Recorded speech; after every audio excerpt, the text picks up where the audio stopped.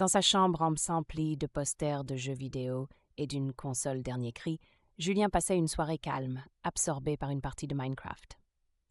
Rien ne semblait hors du commun jusqu'à ce que son écran commence à scintiller d'étranges lumières vertes et violettes. Et soudain tout d'un noir.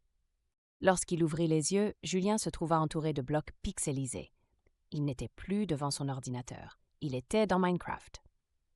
Le ciel carré au-dessus de sa tête, l'herbe cubique sous ses pieds, Julien restait sans voix. Ce monde qu'il avait exploré des centaines de fois à l'écran, il pouvait maintenant le toucher, courir dedans, le sentir. Après une brève panique, il comprit qu'il devait agir. Ici, pas de sauvetage, il fallait survivre. Et pour survivre dans Minecraft, il a commencé par le basique. Julien frappa de ses poings sur un tronc d'arbre. Le bois éclata en morceaux qu'il rassembla rapidement.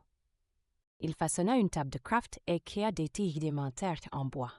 Dès que le soleil commença à descendre, il savait qu'il devait trouver refuge. Creusant rapidement une grotte dans une colline proche, il illumina la nuit avec des torches improvisées.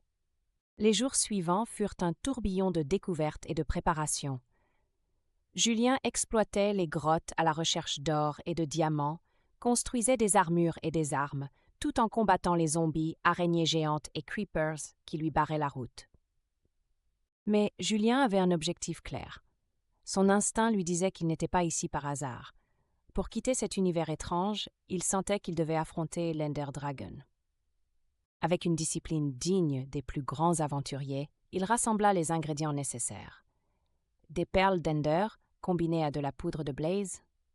Après des semaines de travail acharné, Julien se tenait enfin devant un portail sombre et mystérieux.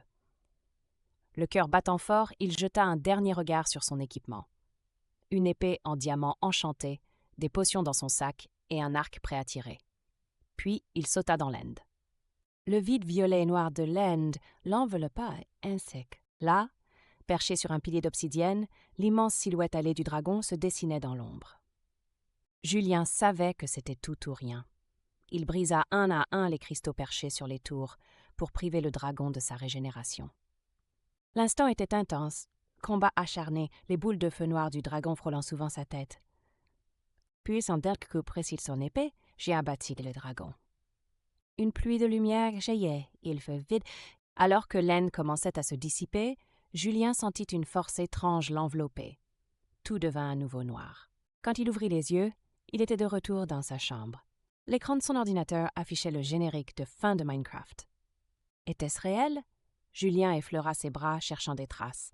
Sur son bureau reposait une perle d'Ender, brillante, comme un témoignage silencieux de son incroyable aventure.